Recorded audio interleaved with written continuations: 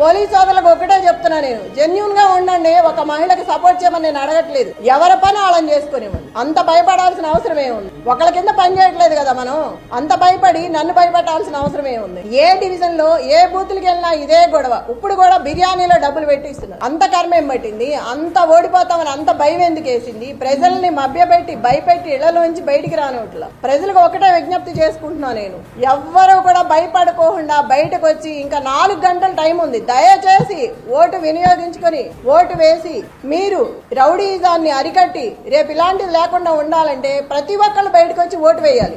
నా భర్త ఇన్ని ఎలక్షన్స్ లో ఉన్నప్పుడు కూడా ఇలాంటిది ఎక్కడా వినపడలే. నేను స్టేట్ లో ఉన్న ఆకు రౌడీలు మొత్తం తీసుకొచ్చి పెట్టుకుని అంత దౌర్భాగ్యమా? అంత భయం ఎందుకు? ఇట్లాగే ఉంటే మళ్ళీ రేపు ఈ గోండా రాజ్యమే ఉంటది. మీరు గనక పార్టీని గెలిపించుకుంటే రేపు మీకు అండగా ఉంటది. ఇప్పుడు ఏం జరిగినా నేను చూసుకుంటాను. ప్రజలందరినీ మీకు అండగా ఉంటా, మీ వెనకమాల నిలబడతా, పార్టీ అండగా ఉంటది. ఏదైనా సరే 13వ తారీఖు వరకు ఎంత ఇబ్బంది అయినా పెట్టండి, ఎంతైనా భయపెట్టండి, కానీ 14వ తారీఖు తర్వాత మాత్రం మాదే. అప్పుడు చెప్తాం ఒక్కొక్కళ్ళ పని ఎవడేంటనేది.